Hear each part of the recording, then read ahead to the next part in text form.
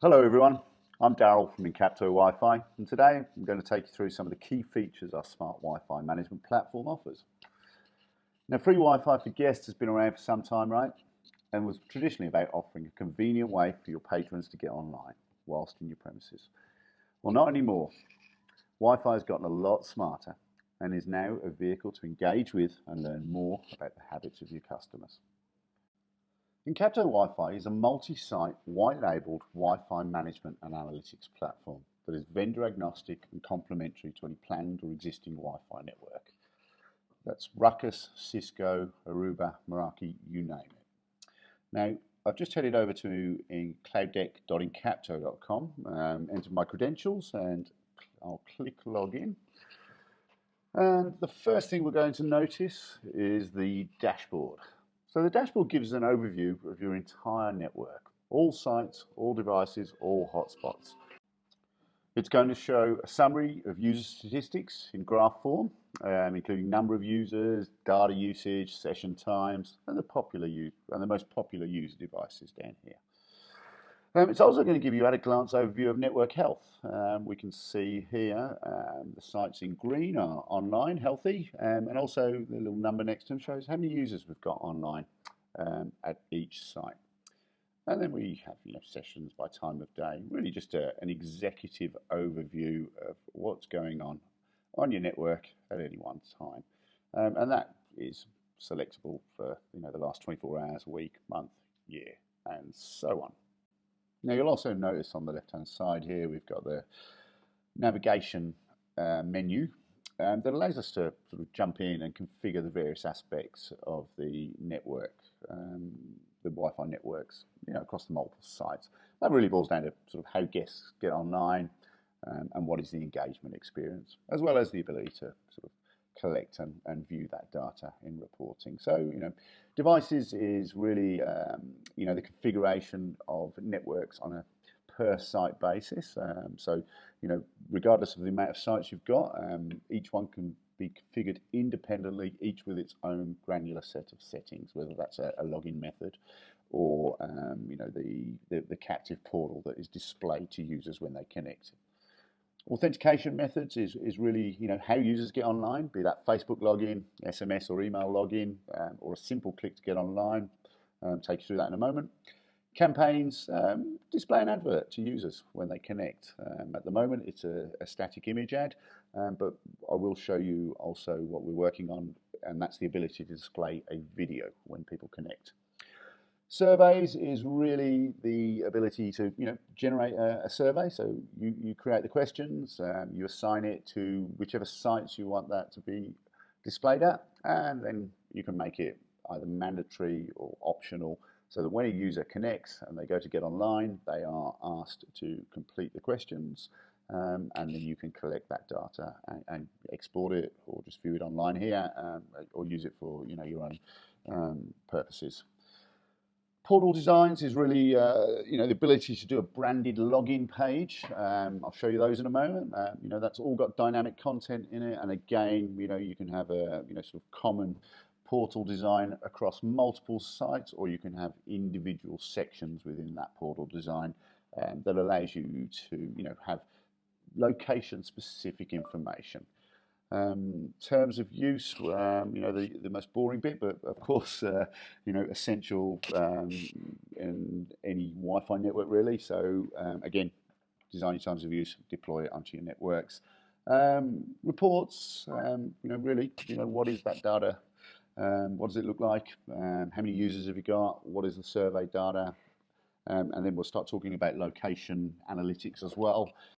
Okay, so now we've had a look at the navigation, I think we'll jump into the devices. Now these are all of your independent sites across your network, and really just the green, again online, red, offline, and I'll show you what it looks like. Okay, so this is the user experience. Now if I click right here on preview, we will see exactly what users will see on that network. Now, as you can see here, we've got an image that loads basically when a user connects. Now, I'll also show you how this renders on a mobile device. If we shrink that down, you will see that we have now got a portrait image, which will render correctly on any mobile device. The image has changed.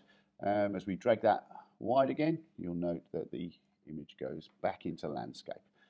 You will notice that that sort of stayed for a period of time, 5 seconds, before the continue button appeared. Now, static image at the moment here. We've got video coming very soon. I'll be able to show you that functionality in a moment. So we click continue, and we are redirected to our captive portal. Now, this is a multi-page captive portal. It is very responsive in web design. Again, I can give you a sample of that. Notice all our multiple pages here. So this will be the get online option, show them mo.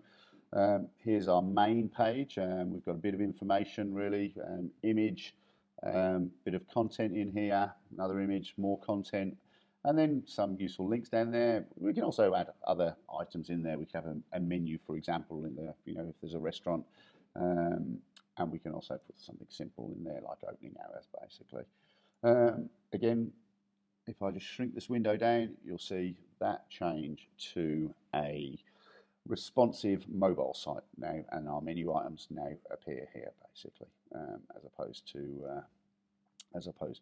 at the side when we're up here. Same with Get Online. So there's our survey. Talked about that a little earlier, just in the navigation menu. So gives me the ability to collect data from users of the network. So as a person gets online, this one is mandatory. There is not a no thanks button down there. So I must complete this. It was competition, so we're asking for an email address and confirming that they are 18 years old. You design all of these, okay? This is totally dynamic, and you can have multiple surveys across multiple sites. As we click submit, we get 3 options to get online. Now, there are no limits to the amount of online or authentication methods, rather, that we configure. And be anything from as simple as a click to get online here, where we just need to agree to the terms and conditions and log in. Again, you can see the terms and conditions just appear right there. Again, fully dynamic. We enter all of those details. They can be different at each site. They can be different based on the type of login you're using as well. I'll go back again. We've got VIP access, quite useful if you've got an event somewhere, or and you've got a group of users in their room somewhere where you've just got a passphrase out that says we're providing with VIP Wi-Fi access. They enter the passphrase in here, let me in, whatever it be, agree to the terms and conditions, and away they go again. And then we have, not sure what that one is, so that is an email login. That basically will do an email authentication. So someone will need to enter their email address. We will log them in very briefly after they complete this form and click login. With a very limited session, and which will allow them to receive the email. When they receive the email, they click on a link inside the email that verifies their email address and extends their Wi-Fi session. So that really is our captive portal design. What I'll do now is I'll jump in and I'll show you how we put that together. So portal designs, circular square, that's the one we were looking at there. Notice when we click this, we get the ability to assign these portals to devices, groups of devices. And if we drill down into the actual portal design, the ability really just to give it some basic information, give it a name, put your branding on there, upload your logos that appear sort of in here. Also the page background, and then also give it a bit of a theme. Now you can take this straight out your style guide or just get it from your website, but hex, RGB, CMYK, plug that in. It'll just maintain your headings and your links and your backgrounds, as well as do some visual tweaks like round the corners of the content within the captive portal itself, put borders, adjust the spacing, and add some transparencies as well to there, just really to get the desired look. If I jump into content, you can see that this is our about page, our main page, and then these are the additional pages that you saw appear here in the navigation bar on the left in full screen, and also when we shrink down here. So we go back into that. Content is really made up of, so we'll drill into this page, banner, text, and then a list of links. And if I just sort of show you how we put the text together, literally just type away and then adjust your headings as you need to. Okay. Now, whilst I'm in here, I will just show you one other feature of the Encapto platform, and that is user permissions. Now, it's highly relevant to portal designs, but it's also applicable to all of the menu items and the functions within those menus items, those individual configuration options, where we can delegate control to new users. So we need to create a user and give them access to specific content. Example being here, restaurant. So we may want to, for example, give the chef or the duty manager access to be able to log in to a portal at a particular site or group of sites. Again, it's definable, where they can edit the menu or the special of the day within this section of this page. So, and that's this tab right here. And that's done through creating users. And here, I've jumped ahead and I'm just going to show you the functionality that we have in users. So we can drill down into portal pages basically and edit that content and then create a user and then say, right, they have access now to update just specifically this content. We can also revoke permissions, so we wouldn't want them, for example, perhaps getting into device manager, authentication, campaigns, surveys, just that one area in portal design. So we can just jump in and we can revoke permissions to that. Now, when they log in, they will see a very cut down version of the Cloud Deck interface, which will have all of these menu items removed. And we can also be quite granular inside inside each menu item, and I'll show you that briefly. So read only, they would just be able to see it. We can go in, well, let's just go in, read, write, and create, and then you can see what options we can select basically within there. The same for authentication. Again, read, they can see everything. Read, write, create, we can specify what they have access to within there. So that really is just the sort of the granular permissions that can be applied to individual functions within the Cloud Deck. Okay, so now we've had a look at portal designs and also taken a little dabble there into permissions and how we can delegate control to our users across the network. I think we'll jump in and have a quick look at authentication methods. So, lots of authentication methods really to suit your access requirements. Multiple authentication methods at any one portal, different across sites, really no limitation. And again, we have the ability to assign different download time and speed limits per authentication method and per site. So, Facebook, for example, might have a bigger download limit, time limit, and speed limit than just your regular click to get online. Some people are reluctant to log in with their Facebook details or give any information, so they have the option to click to get online. But if you are running a Facebook campaign, you can offer a bigger and better download limit basically when they log in through that to encourage them. VIP logins, again, just a passphrase, email verification login. We talked about that earlier. I'll just jump in and show you Facebook really.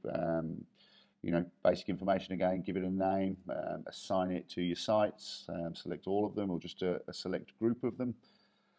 We really have our settings. These are, the labels that appear when the user goes to log in. So that's actually what they see. You can specify that. And also the instructions. Again, you specify that. And then we can have a sort of Facebook redirect page afterwards. So once logged in, they'll be redirected to your Facebook page. Okay, limits. We have any combination really of limits. You can have an unlimited time limited, a continuous time limit. So that means if you put 60 minutes there, they log in at 1 o'clock, 2 o'clock, they will be logged out, logged in or not, won't be able to return until the refresh limit, which is traditionally at the end of the day. So that would give us 60 minutes with 100 megabytes per day. So from here we'll jump into surveys, where I'll show you how we put a survey together. So again, these are done at login at the moment. As the person passes through the campaign image, goes to the captive portal. Then click the login button. If we've got a survey configured, they will be prompted to enter their details. I mean, we looked at the Hawaiian holiday competition survey, so I'll stick with that.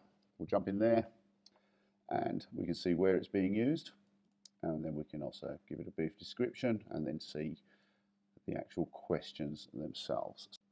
And I can show you what these questions look like. We have a couple of options at the moment, so we can either have answer is selected, so they get a choice from a drop down, or we can have answer is entered, and we can select that right there basically. So obviously first name, we're going to want to let them enter that themselves. Same with email. Adding new questions such as gender, for example, is as simple as entering it in there. Answer is selected. We'll add a couple of options, and we're done. Okay, and that will appear as a new question. Well, I've already got it there, so get rid of one of those. So that is surveys in a nutshell. You know, lots of options basically. Find out the information you need from your customers. Okay, so I'll take you through some of the new features that are coming along, which will tie into campaigns, and it will be the ability to play a video on connection. So the moment someone connects, they will be shown a video. You know, we'll keep it short, 15 seconds, and this is what it will look like. Fate through everything at the Bacardi family.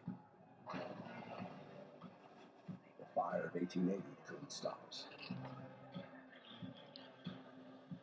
Now that's the desktop version.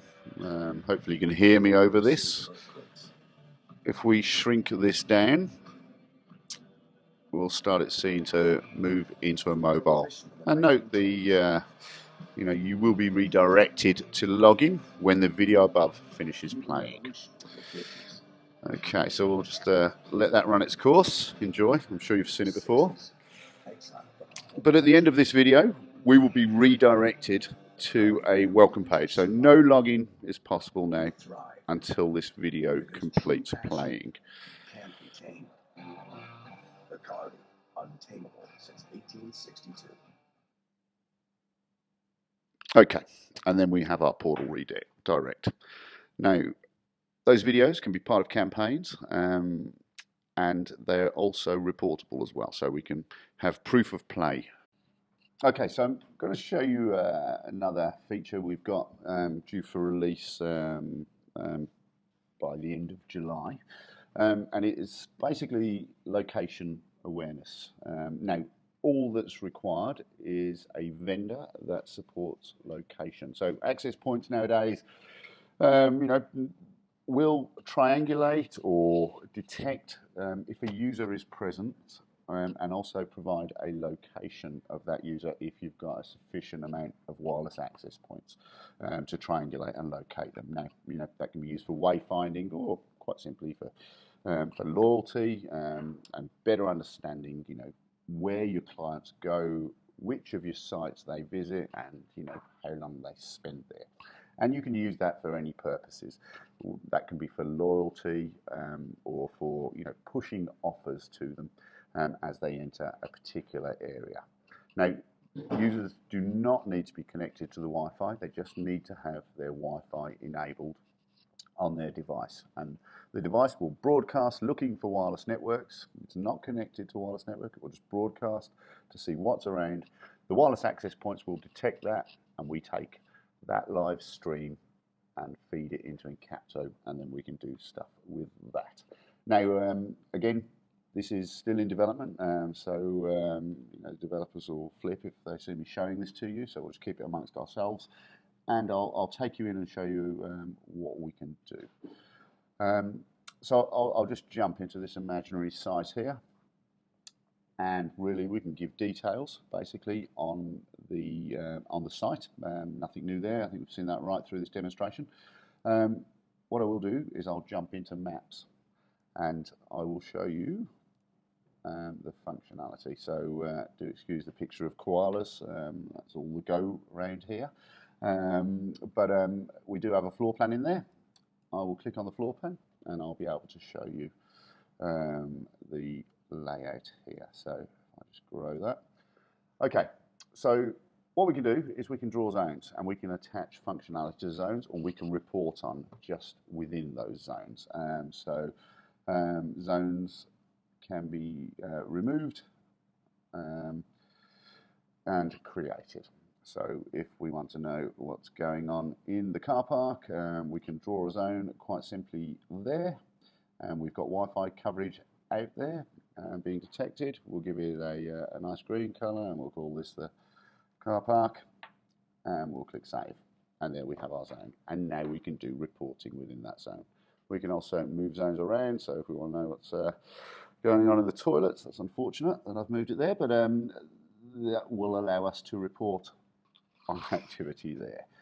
And when I say reporting, we'll jump straight in and have a look at that.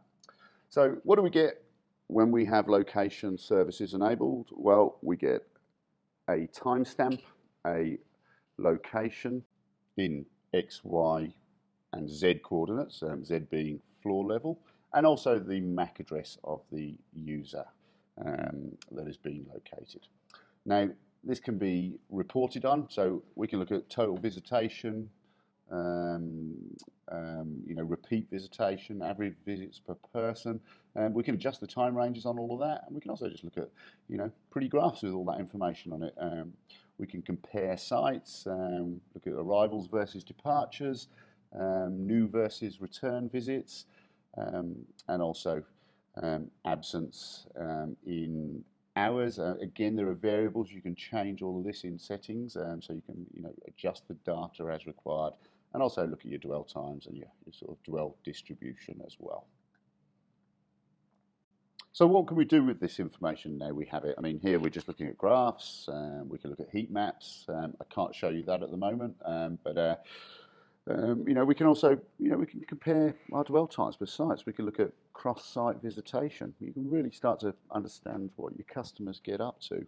We can look at bounce rates for stores. We can compare bounce rates in stores and see if you've got, a problem somewhere. High bounce rate, someone arriving and leaving very quickly, or soon afterwards, compared to all of your other stores, might suggest there's an issue there somewhere.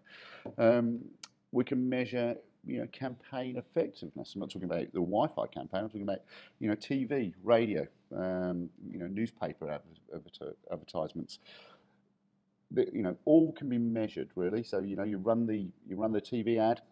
You can then look basically at the effectiveness of that. You can, of course, you've got your own internal mechanisms for seeing, are people buying what you're advertising at that particular time, that campaign, or is visitation up? Directly after your campaigns. So, and then we can start to do other smart things. So we talked about campaigns earlier. That will now allow us to tie campaigns to location information. And with the another new feature we've got coming online, I certainly can't show you that at the moment, is the ability to do content injection. So that means that even when someone is logged into the Wi-Fi, has gone past all of the captive portal, done your surveys and seen the adverts, they're generally then just on the internet, and there's not much you can do.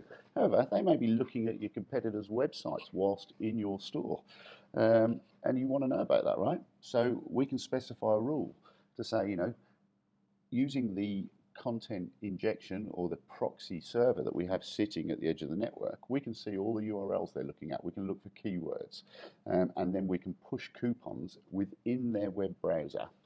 As long as it's a HTTP session, we can push a coupon in there that says, look, don't consider going there and buying that skirt. Just, here's 10% off. So, it really just allows you to react to user behavior in their web browser. If they walk from one area to the next area, or in a particular area of your store, you can then push a message there, basically. It may be something relevant that's local, to that side of the store. Really quite limitless options once we know their location and we've got our content injection engine also running, to basically tie all of those things together with campaigns and build effective campaigns to engage your customers. So I'll finish there. Thanks for listening, folks, and feel free to get in touch.